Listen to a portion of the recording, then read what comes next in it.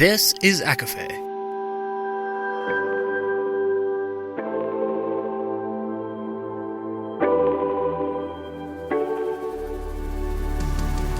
Laura Marie and Jessica Marie proudly present A Court of Fandoms and Exploration, a podcast.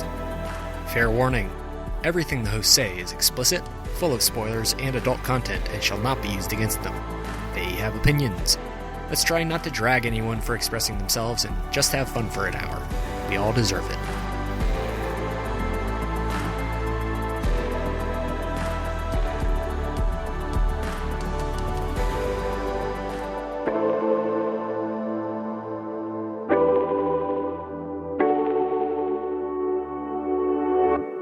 Hi, everybody, and welcome to A Court of Fandoms and Exploration, your weekly deep dive into the YA literature and fandoms that we love. I'm Laura Marie. And I'm Jessica Marie. And today we are discussing the Folk of the Air books 1 and 2. That is the Cruel Prince and the Wicked King, or, you know, the books where the Fae Prince is 19 and kind of a dumbass and dresses really well and has a tail. Oh my God, his tail. I'm not completely thrown off by it anymore. Now that I've done a reread, I know this is going to be fun. I can appreciate it more and we'll dive in. Before we get started, I know I told you this yesterday. So I went food shopping and I can't get that Everywhere I Go song by Hollywood Undead, Cassian's karaoke song, his drunk karaoke song out of my head. And I'm like listening to it. Oh, and mind you, I'm singing this like openly in the grocery store for whoever cares or is listening. And I'm thinking, so does this mean Cassian's a boob guy? I have to assume, which if you think about in Wings and Ember, they talk about like how full Nesta's boobs are or whatever for being like her boobs are so big on her tiny frame or whatever. Then would Az be an ass guy, or is he like appreciating all forms of a female? And is Reese the butt guy? I really have this question. I know it's not Cruel Prince related, but I need it. Well, but we've recorded all of our episodes so far for ACOTAR, and now I'm wondering. These are deep thoughts for the grocery store. Well, you know, I think it was because I was by the whipped cream, and then that probably triggered the lyrics of like where he talks about filling the cups with whipped cream or something. But now, oh God, now I just realized that's not what he meant. No, that's not what he meant. Strong start. I would say that Az appreciates all form and sees beauty in all things. And Reese, I don't know.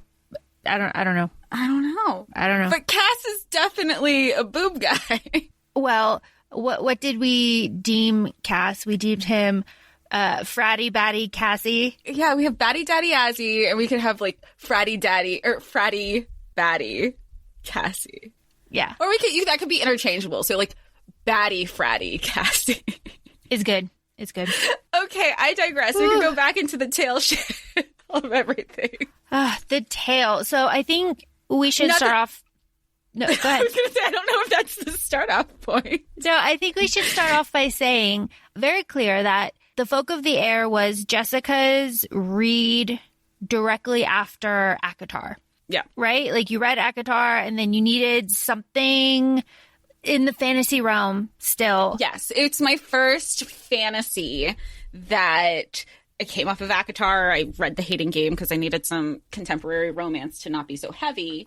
And then I was like, I liked it, but I was like, I need more. And so that's when Laura said, like, here's a good fantasy transitional read for you, because I wasn't going to go right into Crescent City, but I still wanted to be part of the fantasy world. And she's like, this is a good transition, which, yes, I think if you're coming off of that heavy Sarah J. Maas book hangover, Holly Black is the way to go. At least this specific series. I haven't read any of her other stuff yet. And then, of course, I love this series. This is my, I think, favorite. Really? Yeah, like Fae fantasy series. Yeah. I love it. I love the world, I guess, if I'm being really specific. I love the world of Elfhame. I love the world that Holly Black created. I like it so much more than any of the worlds that Sarah J. Maas has created. It's just very vivid and very real to me. Like, I see it. I also think that there's a lot of realism in here which maybe helps with that visualization because they're on that island. You know, Elfhame is off the coast of Maine, but they can still, you know, like, oh, let's go to the mall and go to Target for the day. And it reminds me of, you know, when you have, you know, if you didn't have a huge mall near your house, you're like, oh, that was a Saturday day trip. You spent the whole day at the mall. They went to Starbucks. They go to Target. Like it's a nice little all day affair. You know, oh, they'd have to run to CVS because then you have to remember Jude and Taryn are human, so they get their periods. So they need to do at least a monthly run. That's a good jumping off point. So obviously we know that this series is about Jude. It's about Cardan and Taryn and Maddox and all the shenanigans that happen in Elfhame. And as you said, going to Target and getting tampons. Jude and Taryn are the only humans besides the former High King Seneschal. I can't remember his name. With the sticks in his beard. Besides him, they're the only humans that are in Elfhame. So that is very significant. And I think, I'll just say it off the bat, I have read this a few times, but with Audible. So I love the narrator of these books. She's really strong, and the way that she says certain things and her like tone and inflection on certain things really kind of pinpoints the differences in the folk and the humans, because this is told through Jude's perspective. So I just love it. I really love it. I think it's really special, and I can't imagine another narrator doing these books. And I've also read these books in print, but I read them in her voice. So obviously she's doing a good job. I like, and this is a testament to Holly Black's writing, that it's not this overtly in your face, these are Jude and Taryn are humans, and here's the folk, and this is what they are. They're so subtly integrated that I know we've talked about like the chamber pots, or when Jude was just like happy to smell her sweat as opposed to pine needles and earthy scents all the time when it came to perspiring. She was just, it's the little nuances in the words that she uses. And I think, and maybe this could be said with just audiobooks in general, you don't have that opportunity to skim over. You have to hear everything. Right. Yeah, you do. And I know that one of my faults as a reader is I tend to skim battle scenes. I just like, whatever. But when you're listening to them, you don't have a choice. So that's a really good point. Jude and Taryn sucks. Just up front, Taryn sucks. But Jude, as we said, is very human.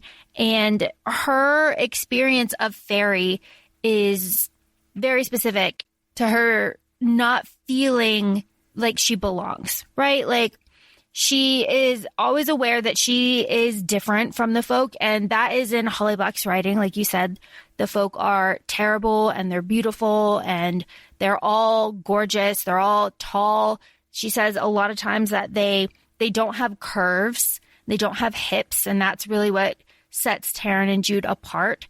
They have to be really conscious of body odor. They have to brush their teeth. They squat over chamber pots, and that makes them feel, I'm going to say, lesser, because that's kind of the thread that kind of binds all these books together is Jude. The power. Yeah, like powerless. Jude feeling completely powerless. And it's represented in all of these little things that she has to do that the folk don't have to do. You know that they're young adults. They're in high school. What we assume is high school. They're, and she makes it a point to do well in school because Jude says it means I can belong whether they like it or not. And I think that's just like that's the jumping off point in The Cruel Prince. She's like, you know what? They bully her, they harass her, they assault her. All, there's physical violence involved. There's a lot of, the folk are not kind. To Jude specifically, not so much Taryn, like, yeah, they're a package deal, but Jude is more vocal. And she even says it in the Wicked King. She's like, I forgot that one of my traits is like really knowing how to piss these people off. But she's like, but you can't, if you're doing well in school, it's facts. Like, you can't take that away from me. And I think it's also, I think it's an interesting, I was thinking about this during the reread, where it's like when people are getting their citizenship, they know at least I don't know how citizenships work in other countries, but with the US, if you're born here, you're a citizen. But the tests that people go through to get their citizenship, the information that they have to know and understand, there's no way I would be able to pass my own citizenship test. And I think that's, in a way, that's kind of how she's seeing it as, like, you can't deny me this. But from the beginning, she's just saying, like, I'm tired of feeling powerless, which goes into Dane offering power to Jude. She's like, I want power so badly that this is an opportunity for it. And it's just, like you said, it's a continual thread throughout the series and throughout the relationships that she's making and choices that she's doing throughout the series. And she's also, I'm talking about Jude specifically, she trains with Matic. She learns swordplay. She does the violent aspect of Faerie, where Taryn does the like social manipulations of Faerie. So, Taryn, she has this whole subplot. I fucking hate her. She's a piece of, you know what? She's like, and not that I don't like Sam and Dean, but Dean is such a good brother to Sam.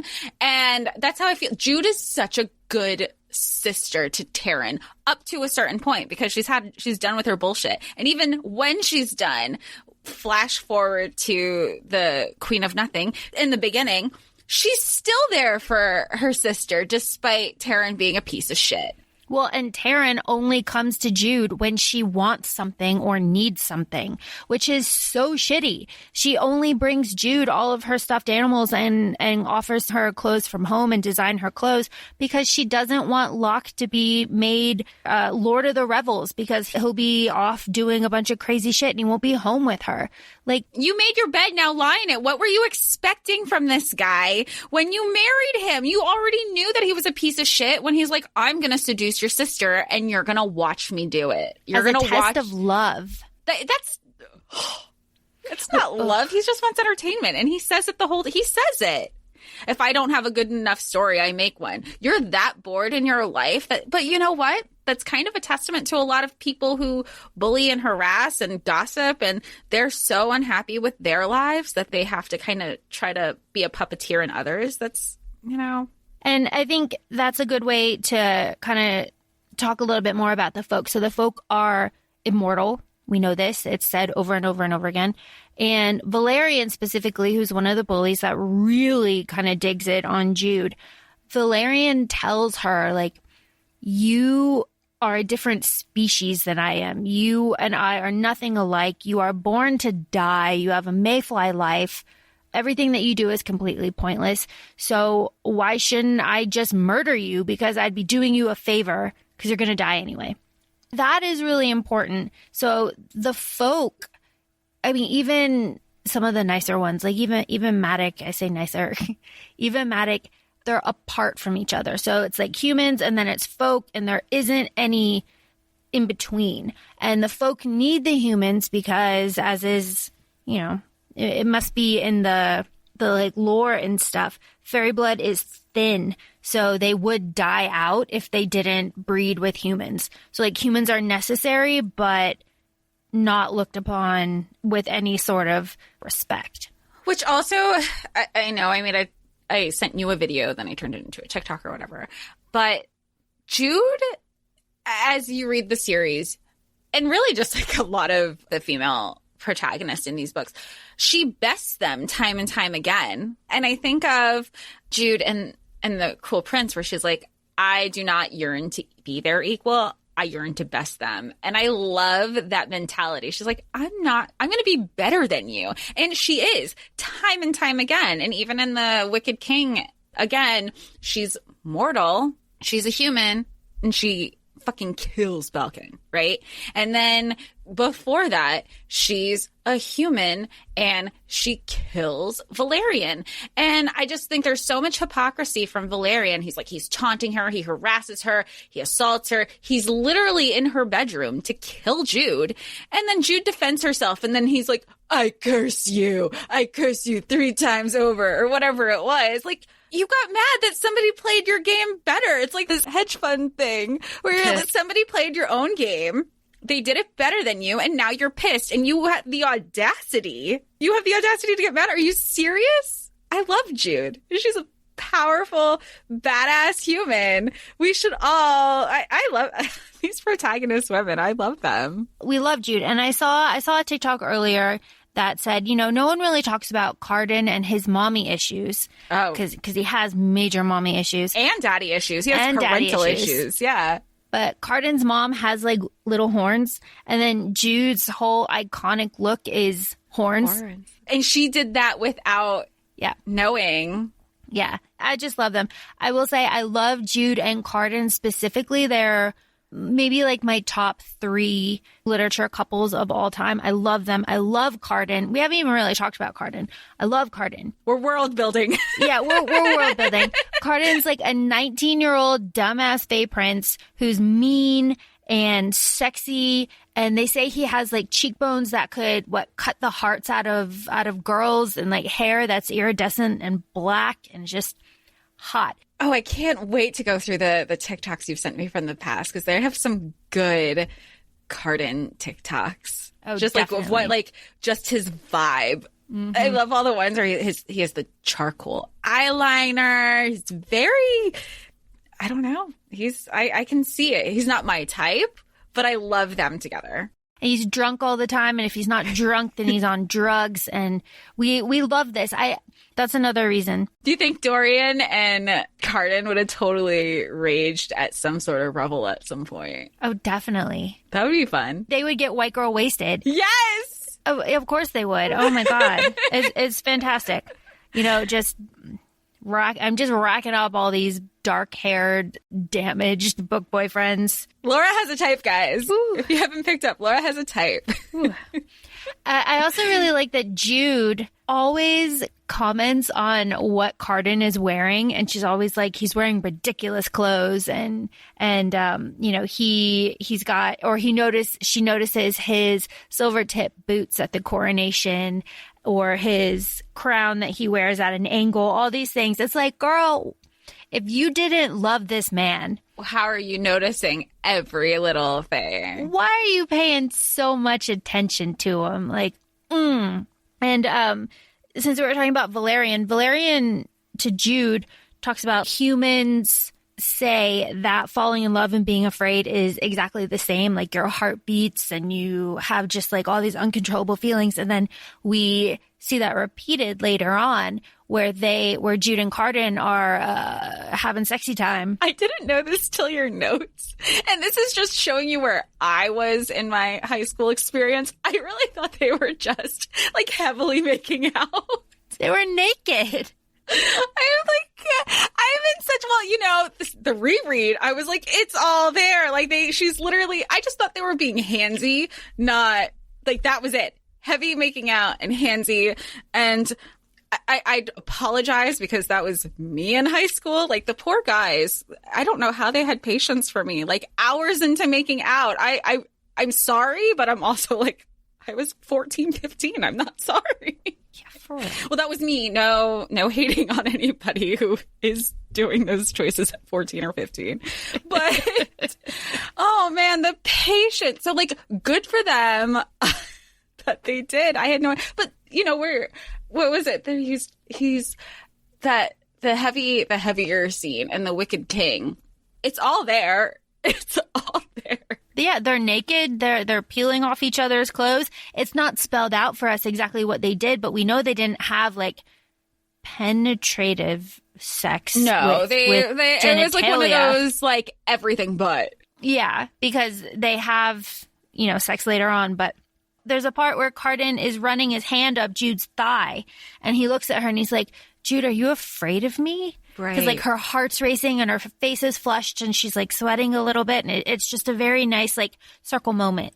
But I think it also goes in, I don't want to say it also goes into, but I feel like that scene specifically, he's like, tell me what you told me at the revel, that you hate me. And Jude's just like, I hate you. I hate you. I hate you so much that sometimes I can't think of anything else. And Cardan goes feral. And so I'm like, does he have a hate kink? This is totally tied in with like his parental issues because that's all he knows. Like, which is also kind of sad that it's, to each their own with their own kinks, should you have those.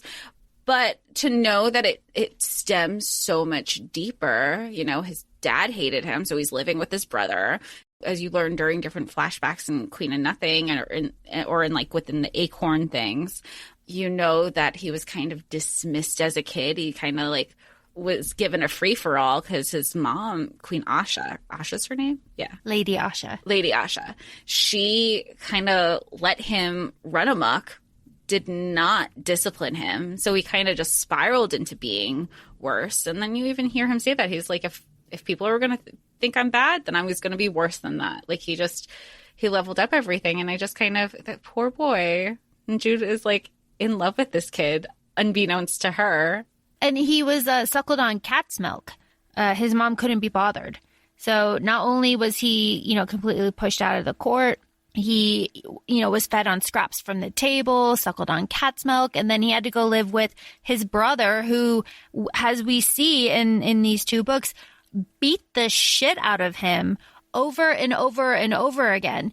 And I really like that. So that's when Jude goes to Hollow Hall and she's spying for Prince Dane, and she finds the Alice in Wonderland book with her name on it. We love that. The narrator goes so hard during the reading. Yeah. She's like, Jude. It's really good. But then Jude watches Baelkin beat the shit out of Cardan, and Cardan he ends up fighting back eventually, but he says, like, I'm not a murderer.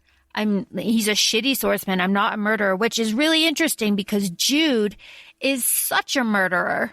So it's like the two of them together. I don't know. It's good. It's good.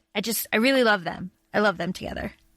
It reminds me of, in 10 Things I Hate About You, Kat's dynamic with Heath Ledger's character, and she's like, but most of all, I hate you. Or like she has her speech in class. She's like, I hate that I can't hate you. And it reminds me of when Cardan says, I hate you because I think of you often and it's disgusting and I can't stop. And I'm like, oh, shouldn't be awing at the toxicity of this. Well, and it is a little bit toxic, and that is kind of a criticism of this whole series, The Folk of the Air, but specifically there are, toxic parental relationships. There are a lot of those really bad ones. Of course, Madoc, as we know, murders Jude's mom and dad right in front of them, and then kidnaps her and her two sisters and drags them back to Faerie, and then raises them as best he can with honor. But he's a red cap. He's a murderer. So it is what it is. But also the whole hating thing, people really complain about it. But I just think that you can't hold some of these characters to, and we've said this before, to like modern day standards, because half of the characters here, more than half, aren't human. And that is reinforced a lot in these books. And it's reinforced in ways that are different from Sarah J. Maas. So Sarah J. Maas has like two instances where she talks about like Rowan isn't human and Aelin doesn't want him to be human. And like those Fae in Sarah J. Maas's world have like one foot in the forest. But here in Holly Black's world, it is very, very clear that these people are not human and you can't hold them to the same standards. So Jude says like she goes to revels and they're like fucking on tables and stuff. And like people are naked and people are green and there's, tree sprites and women made of bark and hags with feet backwards. So do you think that part of the criticism isn't necessarily, it's not about not acknowledging that this is a different, the Fae world, Elfhame has different societal expectations from a Fae perspective? Yes. So would you say that the criticism is coming from, I understand that, however, there is this exposure to a young person who might not be as well versed. Like this might be what they're trying to model future relationships out of. Like us as adults, we can separate it. But when you're still developing certain psyches and just like world, like things you think about within the world, do you think that's where the criticism is coming from? Because you don't want this negativity of the dynamic in these relationships to shape what people expect future relationships to be from? Maybe, but I think if you're going to make that kind of criticism, it would be more constructive in contemporary YA fiction where it's like a real life situation with humans in the real world. Okay. And it's more relatable. I think this one where you can take a step back and say, like, yes, it's fantasy. Yes, these toxic things might occur, but, and like you said, like, we're adults, we can do that easily. Can children? I don't know. But also, Jude's like 17, Yeah. Cardan's 19, they're immortal. I just think that if you're going to criticize these books, there's other things to criticize than these relationships between people who are and aren't human. And, that's just my opinion. But, people also say these books are really boring. So the first book, I was like, okay. The second book, I was like, there we go. We're picking up. Obviously loved Queen of Nothing. So I can see where that argument comes from, especially as somebody who is new to the fantasy genre. But I loved having the reread because after Queen of Nothing, like there was, you've been showing me fan art and TikToks and memes, and there's this awesome Facebook group that is just all the folk of the air all the time. So I think it's great if people are sharing things. I feel like there's more conversation there than on TikTok regarding the folk of the air. But I think having that excitement to the characters after reading it has made for a more fun experience during the reread. And obviously picking up on different things or forgetting certain things happened. Like, you have a gist of the story. But this was only my second time reading it. And like, oh my gosh, that is the specific detail that led to the bigger thing. And I had forgot, just like when one of the members of the Court of Shadows, I couldn't remember who it was. Like, I knew it wasn't the bomb, but I couldn't remember if it was the roach or the ghost. Mm-hmm. It's really good. So, yeah, I mean, I could see why people would say it's boring. I personally don't find that. I love political, machinations and everything behind the scenes. Like, I love that shit. I live for political, scheming. But I guess if we're going to go back to toxicity, the only thing that would really stick out to me is Cardan being in love with Jude and being mean to her anyway, which kind of, does the stereotype of oh, well, the boy's pulling your pigtails, that means he likes you. But if we're going to go a little bit deeper to that, Cardan was protecting Jude without her realizing it this whole series. And I have some examples. So he pulls Valerian off of her one time. He almost goes in to get her out of the river when the Nixies are going to attack her, but Jude gets herself out. When Valerian et al., that's all of them, shoves the ever apple in her mouth, Cardan says, this is a really bad idea. We should just, not do this. And then he pricks her finger so that she can suck on her blood, which has salt, which gets rid of the ever apple. When he's yelling at Taryn. Yeah. When he yells at Taryn and tells her to, stop all the fuckery with Locke because you're ruining Jude's life. And also when Cardan told Jude to leave the Milkwood during the revel because he knew that Locke was going to do something horrible to her. And as we know, he made her the Queen of Mirth, which was awful. Just awful. And she tries to blame him. She's like, I hate you. When they're dancing, she's like, I hate you. But not in their hookup scene way, but in there, she's like, this is awful. Because she's so humiliated by it. Which fair, and that was the whole joke of it. When humans are the Queen of Mirth, they're glamored, so they don't realize they're wearing rags and, a stinky mushroom crown. But she has the gesh, so she just can't be glamored. So she's living through this humiliation, acting like it doesn't bother her. Yeah, and that sucks. And I always feel so bad for her during that scene. But then the undersea comes, and when I was rereading this, I just kept thinking, good God, the undersea seems like just a horrifying place. Just so bad.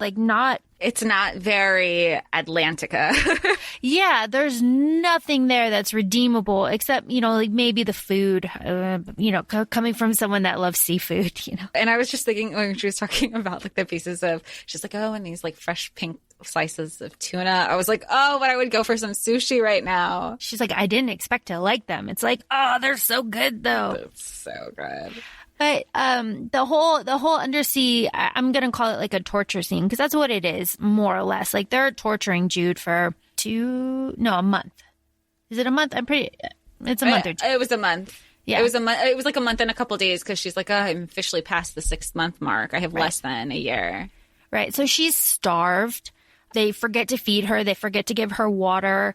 She has to, and this is the really just exhausting part, Orla and Nicasia and Baelkin don't realize that Jude has the gesh, which prevents her from being controlled. So Jude has to do everything that these people tell her to do and just lie.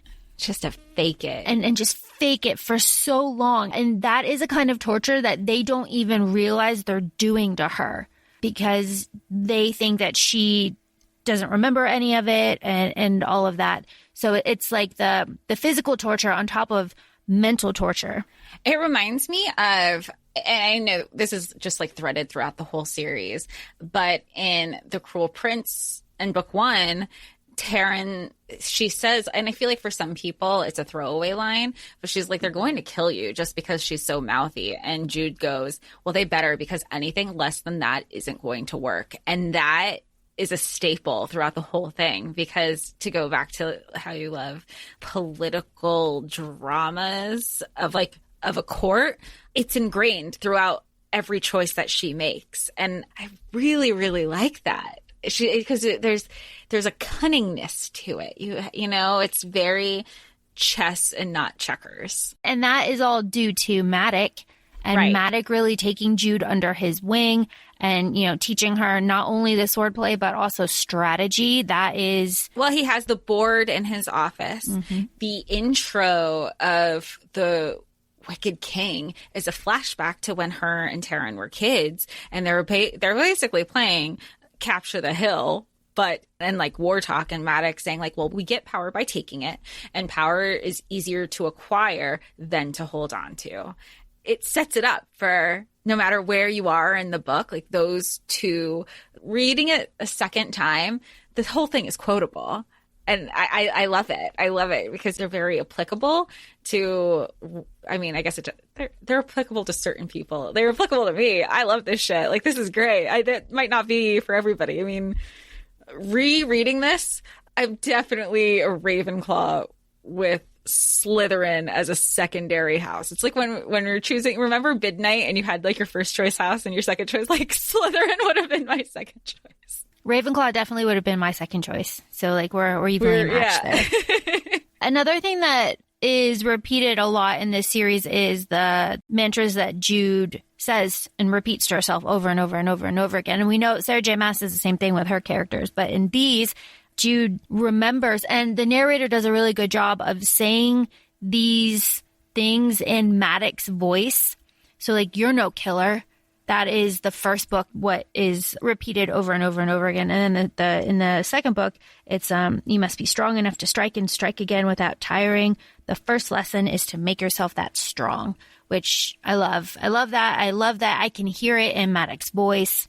I also looked up some fan art of Maddox and Oriana and Oak and Vivi and Heather because I feel like I never got, I don't know, as you said, the whole book is very quotable and there's so much. It's not that there's a lot going on, but there's a lot being described. Do you know what I mean? I know they described him as green, but I still imagine Maddox as the Burger King. No, Maddox can't be the Burger King king. He's just my staple king now for everything. No. Maddox green. He's I know, green. But that's just okay. I get that. I'm not denying it. But you know, sometimes when you're reading, just because an author describes something as someone as something, I'm like, that's cool. I'm still going to picture it as this anyway. Oh, now I'm going to look up fan art. Yeah, so there's a Folk of the Air wiki that has kind of the official, unofficial fan art for all the characters, and that's what I went to. And it was really good because I never had a clear picture of what Vivi looked like. Okay. But now I do, and it's really good. She's really hot. Heather's really hot. And specifically what I went looking for was I went looking for Oriana because I wasn't exactly sure where the pink was on her. I know it's like her ears and like her eyes and certain areas, but I really loved reading the descriptions of Oriana and Oak, especially. The first time I read this, I wasn't a huge fan of Oak. I thought he was pretty annoying. Oh, I think he's cute. Yeah, the second time I was like, okay, he's a kid. I really just need to, he's a regular kid too, is what they kind of say over and over again. He's not like a typical mischievous fairy kid. He's just like a regular kid.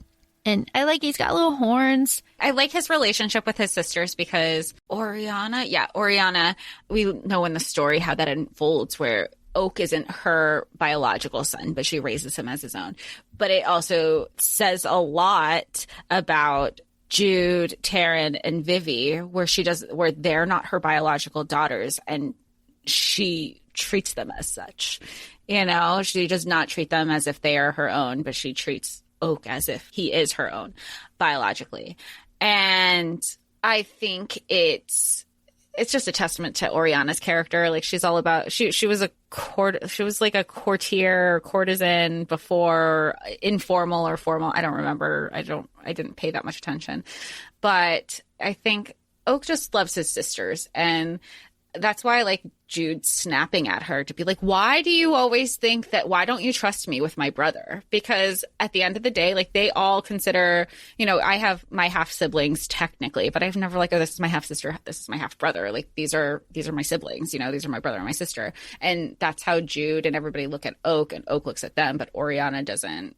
It's just a weird family dynamic, you know? And he's just like, I missed you. Like, I'm so glad to see you. Like, when you in The Wicked King, like, he's like, I've only seen you twice out of 5 months. Like, can I come home? I want to see you. I miss everybody. And he's living with Vivi and Heather.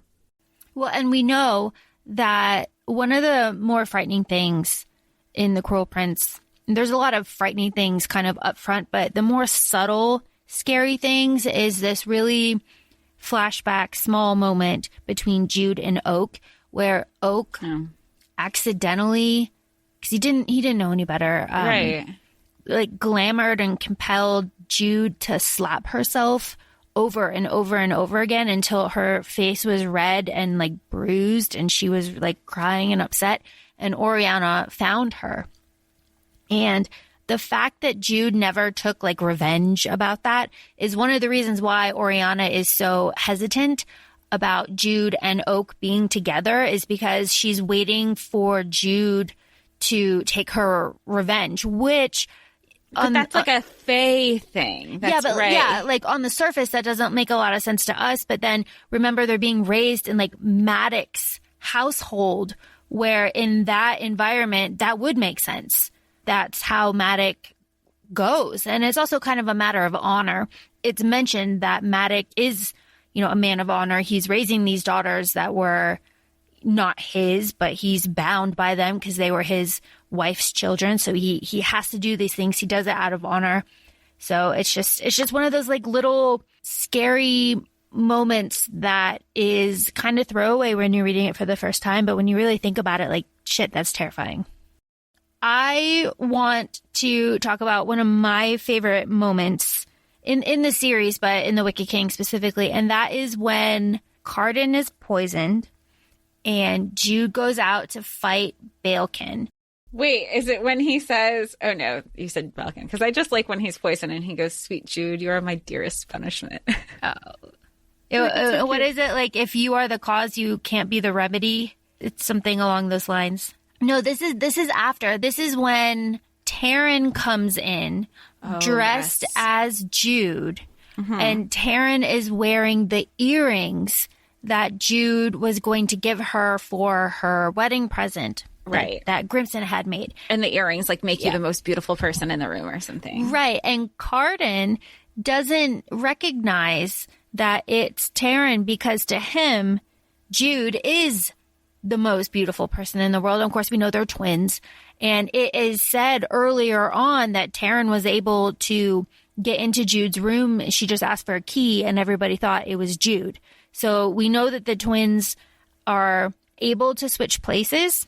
And of course, that's a setup for later. But in this specific situation, and after, Cardan is so vulnerable and he's just sitting there on the couch and Jude comes in and he's like, you're in different clothes. What happened? And Jude's like, shit, what happened? Like, what did you do? And Cardan is like, it must have been Taryn. She came in, she was wearing these weird earrings and she said that Maddox's going to take the fucking army. And I let her do it because I trust you. And I thought it was her. And I wanted to prove to you that you can trust me. And he like puts his head in his hands. And it's just a very sweet moment. And you get to see the vulnerable side of Cardan, which we don't get to see that often. And I like that he makes it a point. Like, it's not just, I wanted you to know I trust you, but he made it a point to be like, you didn't have to command me to trust you. Because right now at this point, in that moment, she still has the command over him. So he was trying to do this gesture. Does Tara know about the power of these earrings, or was she just wearing them because Locke said he gave them to her? It is never specifically mentioned that she knows what the earrings do. Okay. So, yeah. But when the earrings were described, she was like, oh my God, like that. But she still hasn't, Jude hasn't connected that Cardan thinks she's the most beautiful person. No, because the way that I think of Jude, and it's an exhausting state to be. So at this point in the series, she is the seneschal. She's running the kingdom. She's also poisoning herself a little bit every single night. So her body's worn down. She's not sleeping. Mithridatism. Yeah. I love that word. Yep. She's not sleeping. She's not eating. She's constantly like stressed and in this high level of panic and anxiety at all times. And on top of that, that she has imposter syndrome because it's always trying to like be better, and even when she does like best these people, she's still doubting herself the entire time. Right. Which I want to point out to everybody that's listening, and Jess, you already know this, but wishes. So Jess, you and I have talked about how specific you need to be if you ever have the opportunity to have wishes granted. And I really appreciated that in these books. Jude is very specific about the commands that she gives Cardan. She really thinks about everything that she says. She thinks about how he could wiggle out of it and then makes commands about those. So it's like, you can never deny me entry to see you. You can never force me from the room. You can never bar the castle from me. You can never command me to leave your side. You can't have anyone kill me. She's very clear in her commands. And I find that in other books and other movies and other media and stuff, you don't get that. You get people making really dumb mistakes by not thinking through their wishes. I don't know. I've put so much thought into what I would do if I was granted 3 wishes that it's really gratifying. You're very specific. Yeah. Yeah, because I remember we've had this conversation. I can't remember the wishes off the top of my head. But I know when you told me, it was so specific. And you're like, it has to be. It has to. And I can't remember what was my most recent read where I was telling you, I go, it's so open-ended. It left it up for interpretation. And now we're stuck here. Like, if you were just more specific, we wouldn't be where we are now. You're talking about Addie LaRue? Yes. Thank you. Oh, Addie. It could have been different. Oh, boy. Poor sweet Addie. So let's talk about Jude controlling Cardan and all of the little instances where the build up to the very end of the Wicked King is kind of scattered throughout the series. So when Cardan's father is murdered at the coronation, very big bloodbath, he turns into like thousands of moths. And before he does that, his power is, the land. The land is the power of the king of Fae. So he does stuff with the throne and the flowers and everything. They're like budding and opening. Later on, Nicasia, who we haven't really mentioned, Nicasia, Princess of the Sea, who the fan art for her, like all of the fan art is stunning. Like she's gorgeous. Beautiful. Yeah. So Nicasia basically finds Cardan in the middle of an orgy and gets really jealous because she thought that he'd be by himself and tries to shoot him with a crossbow, which, I mean, fair. She's a good example where her emotions always take control of the situation instead of being level-headed, because even when Jude is kidnapped and brought to the undersea. And her mother is like asking her these, Jude has to pretend she's being glamored and under this gush, where her mom's asking her basically these questions, and she has to answer truthfully. Nicasia's only concern is, why does Cardan like you? Did he kiss you? And she's like, yeah. Did you kiss more than once? You're like, yeah. But she's so hung up on Cardan. Meanwhile, she's the one who left Cardan. She left Cardan for Locke. That story is actually detailed in how the king of Elfhame learned to hate stories. Oh, okay. That's one of the stories that we get in there, and it's really good. Yes. Yeah. Oh, Nicasia. So pretty, though, with blue hair and just pearls. She reminds me of, I feel like I've casted Halle Bailey in my head for her. Ooh. With turquoise. Mm-hmm. I could see it with braids and just being really beautiful. Stunning, but also kind of a bitch. That's Nicasia, right? Yeah, but and Jude says that in the second book, where she goes, she has such this sense of privilege and entitlement that she's never had to answer and be held accountable for any of her actions. So when she shoots Cardan with the crossbow, she really was like, what do you mean I can get caught and things can happen? Don't say anything. Fuck you. If cameras existed, I'd be like, snapshot, send wide. Blackmail the shit out of it. It's a good blackmail situation. Absolutely. Absolutely. I didn't think I'd hurt anybody. I just thought it was gonna. What? Why would you have a crossbow in your hand? What did you think was gonna happen? What Not was just your that, intention? she had to drag it up all those stairs and stuff. They say over and over again that it wasn't easy, that the corridor's long and steep and stuff, and the crossbow was heavy. And she knew about the hidden hallway. Ugh. I don't. I do love I wish I had the visual of her just opening the door and seeing Cardan in just an orgy and just being like. Cardan's always in orgy mode. Yeah. I mean, we respect a king. I think of in the first book where Locke has Jude over and he's like, stay, get to know my friends outside of school. They're totally different. They'll be drunk the whole time, blah, blah, blah. And she keeps looking at Cardan and his orgy, and he's looking at her while he's has girls all over him, and he's like, I see you watching me watching you. It's this whole time, man. Well, specifically that scene that you bring up, he has that girl fondling his foot and his calf, and earlier in the day, maybe that same day, he had wanted to have Jude kiss his boot. Mm-hmm. So it's a foot thing too. It's a thing. So he being really fucked up and having this girl all up on his feet and calf while he's staring directly at Jude, imagining it could be her. Oh, yeah, because he's on drugs too. They say he's smeared in ever apple, so he's he's gone. That's one of it. I know this quote didn't come from that scene. It's at the end of The Cruel Prince, but it just sets the precedence for Cardan the entire time, where he goes, everything is spiraling into chaos. You might as well have fun. It's a free for all. Let's fuck it up. I love it.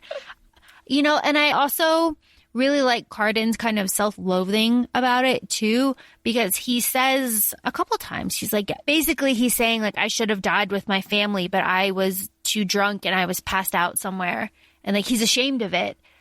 So yes, he is a certain way, but he also recognizes that he got off scot-free when he really shouldn't have.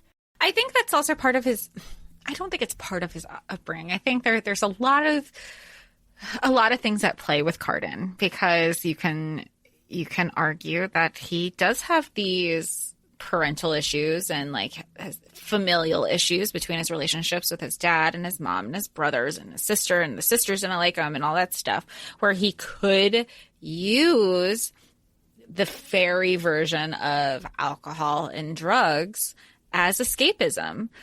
That also being said, knowing how he was raised and the disregard that he was given, it was always said he would steal buttered rolls off the tables, and you would find them in corners of revels, passed out sleeping in a corner. So that's also a product of his environment.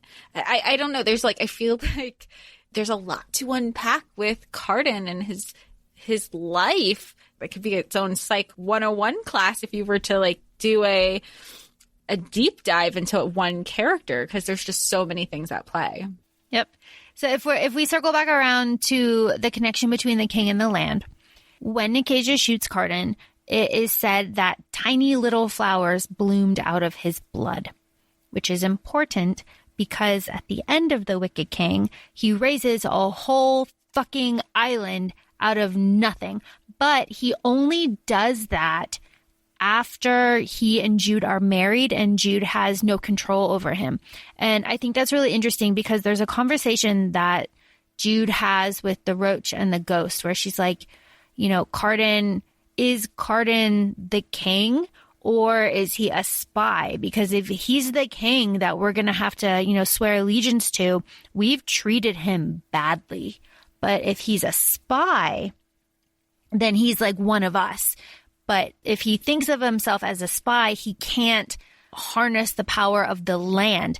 And ever since he became king and Jude was controlling him, you know, the line, it's the colors are more vivid. Cardan gets drunk and his denizens get drunker and they don't know why. The weather is changing, you know, it's snowing, all of these crazy things. And then at the end, when everything is going on and he raises the island, it's super sexy. Mm-hmm. But also it surprises Orla. It scares Nicasia. And Jude is kind of staring at him in awe. Like he is the legitimate king of Faerie. Mm-hmm.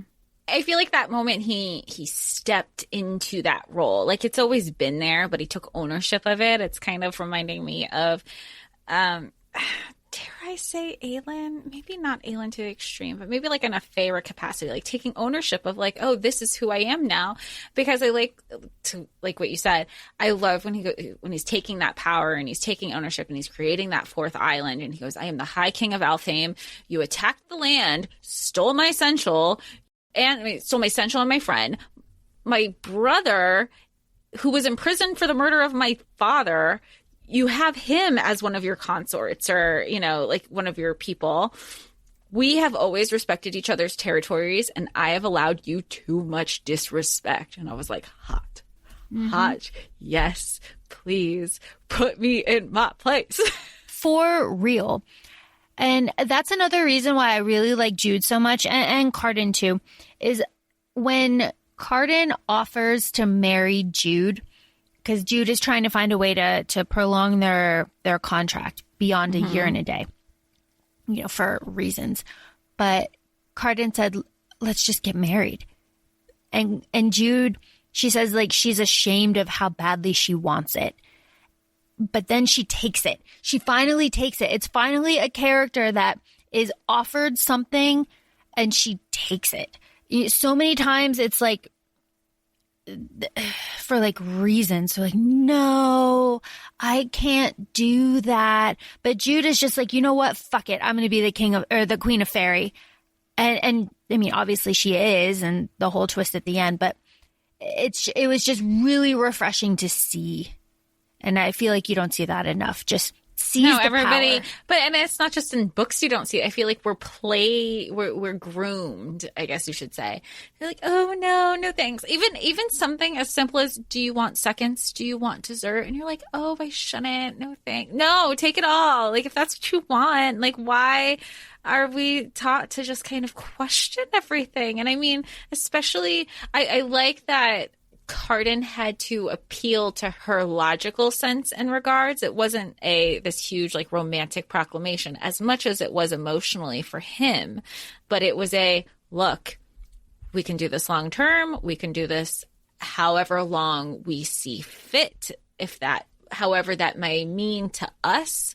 I like that they did it just between the two of them. Like I don't know. There's something really, for me, I really like the intimate marriages, just like Rhys and Faerie had theirs. Aelin and Rowan had theirs. Like I really like the smaller moments because I think it's more about the marriage itself than like the big hoopla of the wedding.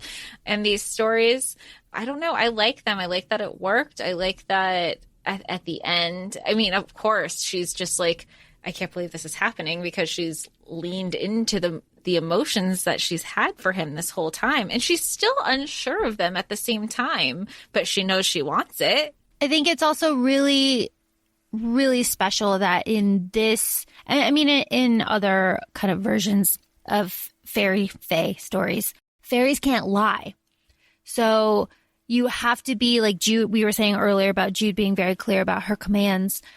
You have to be very specific, because fairies might not be able to lie, but they can twist things into their advantage. And that's another reason why Jude and Taryn are so the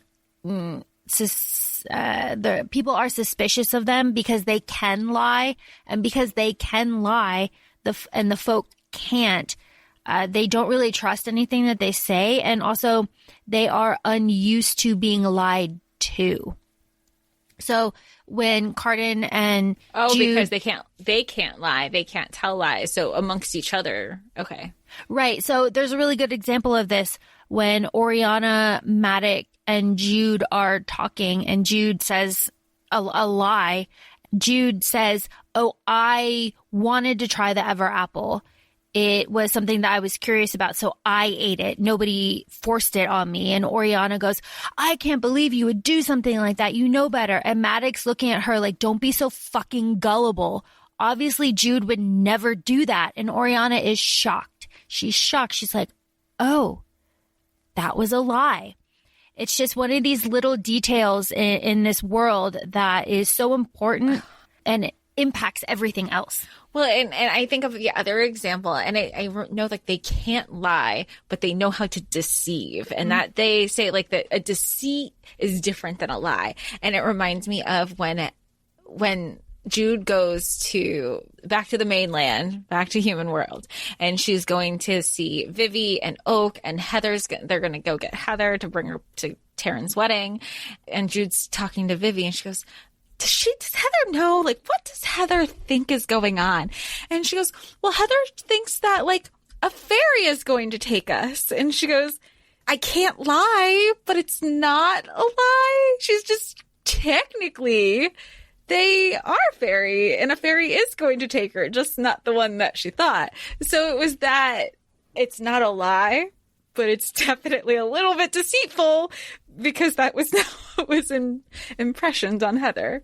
Heather and Vivi, you want to talk about toxic? That relationship really, I mean, it drives home the fact that Vivi is fae, and she has, and Jude says it, like Jude and Taryn never told Vivi how bad it got for them as humans growing up. So Vivi doesn't understand all of the things that can happen to Heather. And because of that, Vivi doesn't tell Heather, about the salt and the rowan berries and all these things that can happen. And of course, we know Heather gets turned into a cat, and Vivi glamours her. And it's so irresponsible. And Jude is so angry at Vivi. Rightfully so. Yeah, rightfully so. And then, of course, Heather dumps Vivi, and it's totally reasonable. I mean, my God, it was absolutely horrifying. Also, I kind of get annoyed. I mean, I don't know how I feel about Vivi, but I think it tells something about her character, where her whole life she's like, I fucking hate it. I just want to be human, blah, blah, blah. She wants to go back to the human world. She doesn't want to associate with being fae, even when she was in the fae world. But the second it was convenient for her to act fae or use her fae powers, then she was okay with it. And she's like, oh, well, it was only one time. It also speaks to her privilege too, because she wants to live in the human world, but she doesn't want to live as a human. She doesn't want to get a job. Whenever she tries to convince Taryn and Jude to come back to live in the human world, it's, we can use leaves as money, and we can live however we want. We can do whatever we want. It annoys me. Because she has everything, right? She has the magic. She's immortal. She can do all the things, but she's just rebelling against Matic because... It's reminding me of Caven's recent TikTok where she's like pretending she just turned Fae, and Moira's like, hey, how are you liking Prithian? And she goes, and you got these two girls over here bitching and complaining. Like, right? Like, shut up. This is you. Stop. Like you said, it's to her privilege that she doesn't even recognize this thing that she has. And a lot of it, I don't want to say a lot of it, Jude and Taryn didn't show her what it means to be human in a Fae world. At the same time, despite the traumas that they went through, it's what they know and what they're familiar with, and they don't want to go back to being an immortal area. Right. Well, and Vivi they say it again, or I say they this whole time, but like Holly drives home the fact that Vivi's the older sister and that Jude always feels kind of disregarded when she goes to Vivi with things because Vivi kind of dismisses them over and over again. And that's totally plausible because that does happen in not just sibling dynamics, but familial dynamics. If you try to approach adults, and I say adults in our lives, the people who are older in our lives, because even if we're adults now, they will, and I've had this conversation with my family, and now it's just like beating a dead horse, so I don't have it anymore. They'll never not see me as this certain version of myself, even if there's growth, because they're only going to see you one way. And I feel like that's the thing that's going on with Jude is Jude will always be the little sister compared to Vivi. And it's not like there's not this huge age difference because they were young when Maddie took them from they were 6 and 3, maybe even younger. They were 7 and like 10. Okay. Because it's been like 10 years and Jude is like 17. Okay. Yeah, because I knew they were talking, so I don't know why in my head I thought they were toddlers. But at 10 years old, you're remembering a lot of stuff. So she's still, everything's very visual to her of what that day was like. Whereas the longer, if you're younger, you might not have as vivid as those memories, or you still do, but they might just impact you differently. So if we're talking about Vivi and we're talking about her dismissing Jude, although she also dismisses Taryn. Not so much. I feel like because of Taryn's, Oriana has taken Taryn under her wing to just be like this to be more socially acceptable in Fae society kind of thing because she's a daughter of Maddie. Taryn is more accepted all around. Like her focus is I want to finish school and marry a Fae and be in this world forever and just, that's what she wants. So Oriana relates to that. So she gravitates towards Taryn, which is also said, I was thinking about in the first book, before the coup, and Maddie is gifting things and he gifts Jude Nightfell. And it's the sword from her human dad. And she was just like, oh my gosh, it's so beautiful, blah, blah, blah. Like Jude is like gassed up for this sword. And then she finds out like, Jude, what'd you get? And I was like, a tiara. Like that was it. I think that was just also very telling of their personalities and their aspirations of what they wanted to, Jude has always wanted, she was like, yeah, she's like, my biggest thing is she's like, I would love to be Fae, but secondary, she's like, I want power, like however that means. And she thought it was just like being a knight and in Dane's court. And now she realized she was like, not only am I a knight, I'm a fucking sensual, and now I'm a queen. Well, and what the really kind of poetic thing about this is that Jude, we know, has this like imposter syndrome. She's running herself ragged, running the country and everything. And then she's gone and Cardan has to do it on his own. And then they get married and she's the queen of Faerie. But the kicker is that nobody knows that she's the queen of Faerie. Well, I like prior to that, when she still has the command over Cardan, Maddie picks up on, he goes, does our High King have any idea how good you are at running the kingdom for him? And I love that recognition because he's like, I keep doubting you. And you keep like, this is not how it was. He's like the whole teacher student thing. He's like the student becomes the teacher. But like you said, nobody believes her at the end. She goes, but I'm the queen. And everybody's just laughing at her. She's humiliated. She's vulnerable. Without saying she loves him, she loves Cardan. And she's like, well, denounce me in front of everybody. And he can't. Because he can't lie. And nobody's picking up on that. No. And then and then she has to go back, of course, to the human world and live with Vivi. But if we're talking about Vivi as a big sister and just the sister dynamics too, if we go back just a little bit earlier, when Jude has the plan to double cross Cardan and crown him as king. There's a lot there. She goes to Vivi. She doesn't go to Taryn. She goes to Vivi and as like the little sister saying like, please help me. And then Vivi does. And then Jude has that epic fight with Madoc. And that is when Madoc really sees that Jude is a worthy opponent, I think. And that goes back to Jude having her own carved figure on the warboard in Madoc's office. He's like, only the players get that. And Jude has become a player. And I just think that's really interesting. That he sees her as somebody who is an opponent. Yeah, exactly. And then we get that validation from Madoc. And then, he also sees that she has control over Cardan, that she's running the kingdom. And then she declares herself as the Faerie Queen and nobody recognizes her. But then, of course, we get Cardan trying his best to prove to his woman that he can do it, that he can be king, that he's smart, that he's got this plan.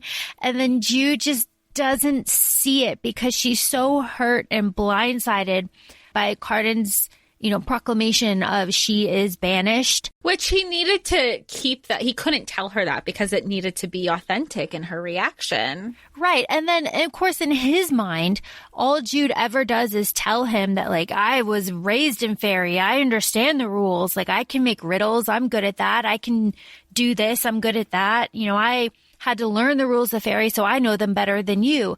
And then he gives this, it's basically a riddle, and she's just like, flabbergasted at everything that's happening. And of course she's hurt and humiliated too. But, for him, he's looking at her like, eh? Yeah, she says, she's like, and he has this odd smile on his face and it's only to me and he's only looking at me smiling. And she's just so upset. And especially because the wording, he's like, it must be parted by the crown. Not realizing that she is the crown because she's married and she's queen and she hasn't connected the two. And partly there is that imposter syndrome. Like, yeah, it might be fresh.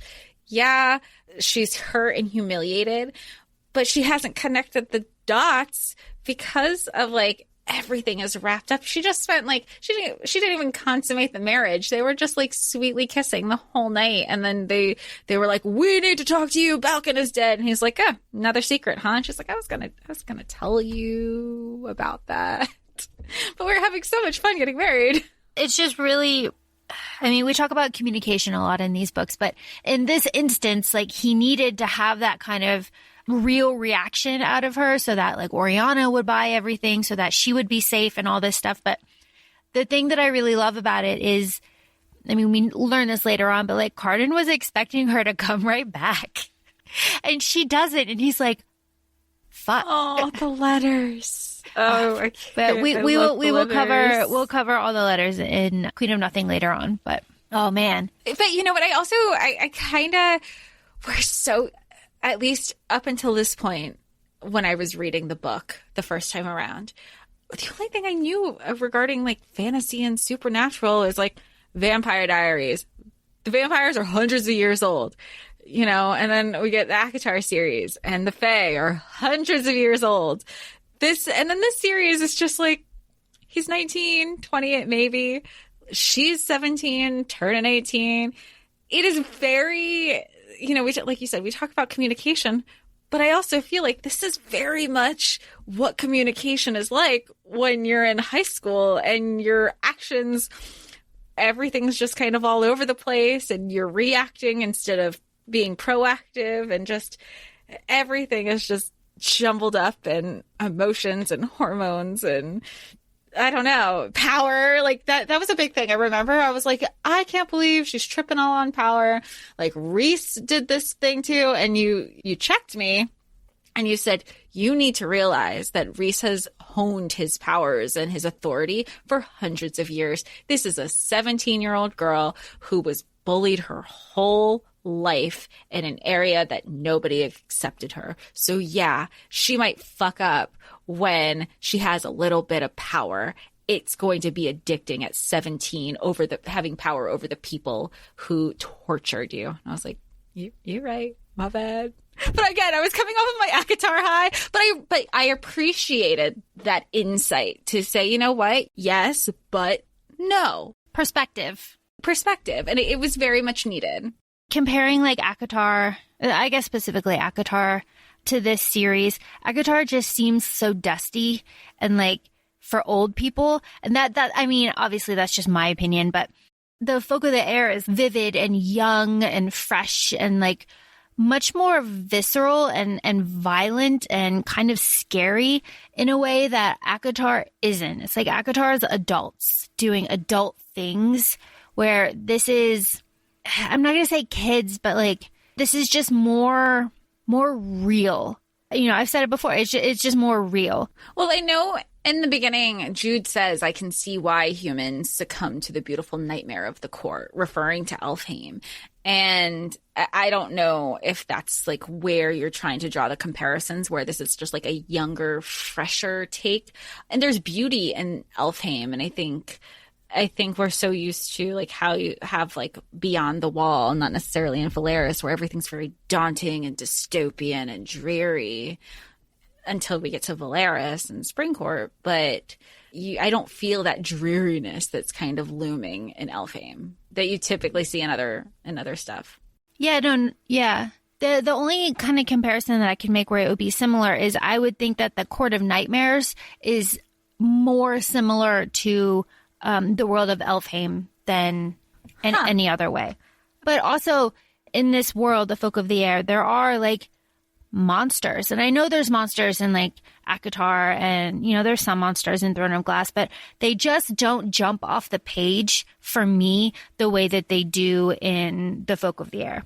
And that just might be Holly and the way that she focuses on little things, like how Maddox's teeth, like his jaw is a little bit longer than the top of his mouth, so his fangs like poke up a little bit. Just like little details like that really stand out to me, where in ACOTAR everyone's like stunningly gorgeous, but like in a very human way. Right. I never thought of them as like, I know we say high fae, but visually I don't think of fae or fantasy every time they're interacting with somebody. It's just very human forms with, you know, maybe some ear elongation. Yeah, and like in Throne of Glass, like elongated canines, but in the Folk of the Air, it's different. Yeah, even in Throne of Glass, I don't visualize super long canines, and I think that's probably because based on like some of the fan art that I've been exposed to that I haven't, you know. But they're fae by blood. I don't need them to be fae by appearance. I don't know. Maybe that's me. I'm like, now I can visualize myself. I can do that. What is it? The maladaptive daydreaming. Yeah, it would be easier. Yeah. And also, I know people really shit on Sarah for her lack of diversity. And I know there isn't, I mean, specifically a lot of diversity in Folk of the Air, but I feel like it's a little bit better. I mean, fairies are not concerned with gender at all. I think one of the lines that Jude is saying to herself when she's talking, like thinking about Maddox and Vivi and Heather, being like, Vivi bringing home, you know, a female is the one thing that he wouldn't care about. Right.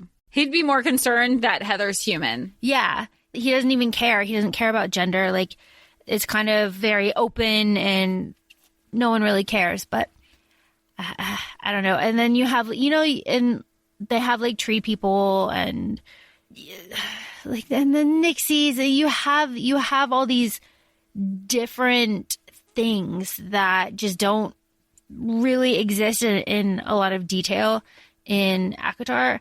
I think you have the water wraiths, and yeah, that's the only person, like that's the only species that I could think of. It's like you have fae and you have water wraiths, and then you have the people who Alice was serving in the spring court, and then she had cousins in the summer court. But I don't think that they were specified as to like what they were. They were just tree-like. I don't know. It's just one of those things. I've said it again. I prefer the world of the Folk of the Air to any other fantasy world that I have read. That's just my opinion. Don't come for me. No one's coming for you. I think it's, you know what, I think it's refreshing to have this conversation because I haven't seen a lot of content out there like around the folk of the air. I don't know if it just hasn't come up on my FYP yet because I'm just deep in SJM. But I like it. I think to what you said, like there's a lot that can come from this, and it's not necessarily this huge love story, but there's a lot of power play that I love. Yeah, there is. There's a fair amount of stuff on TikTok about folk of the air.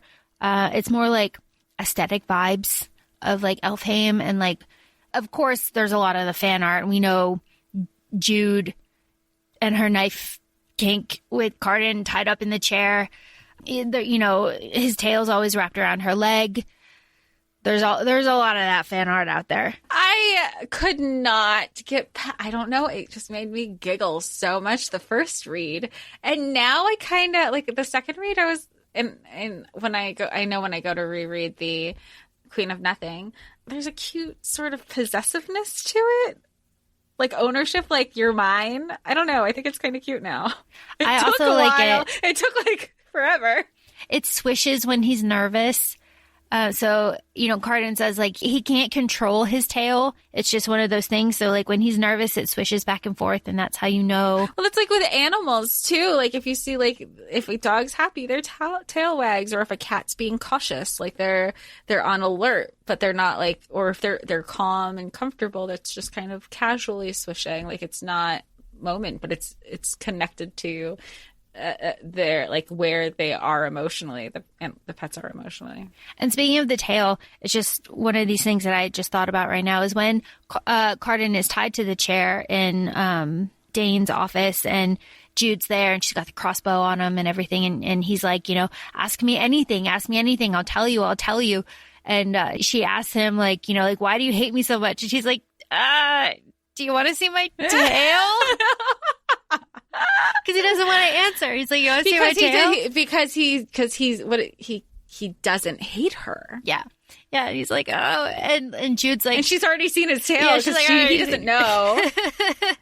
He doesn't know that she saw him get beat. Yeah. But she knew. Like, she forgets about his tail. I guess because and that's brought up in the beginning of this one too, is because I guess he was very, or maybe it's in the Queen of Nothing, but how he talks about, I guess he had hid his tail based on like how he dressed. And by the time he's king and taking ownership of it, he's just like, this is me. Tails out. Tails out. I don't know. I like it. I think it's really sweet. I also think about how uncomfortable it must have been to have it like tucked in all the time, you know, like I would think it would have to be like if he was wearing pants, it would be down and like around his leg or something. Behind one of his leg. Yeah. Very uncomfortable. It makes me grateful every day that I don't have to worry about like balls. It's kind of, you know, people like sit on them and stuff. Like it'd be just so uncomfortable. So like good on him. Not just balls, but like having a penis, like just an appendage. Do you switch it up? You're like on board on this side. Is it like when people were used to decide if they want a side part or a middle part? You're just like, which looks better today? Do you know what I think about? You know what I spend a little bit too much time thinking about is tell me.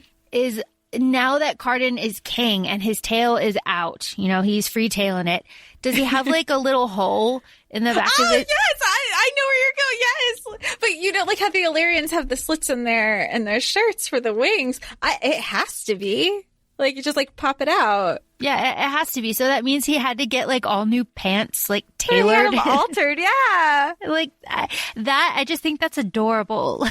Like he had to go to a tailor and be like, I need a tail hole.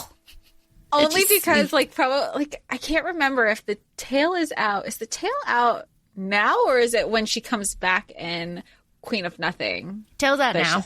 Okay, the tail's out now. Okay, because then he would. I like the tail. It's sweet. I like the tail. It's sweet. I mean, yeah, it's sweet because, like, again, it's been a few months. I've come to terms with the tail.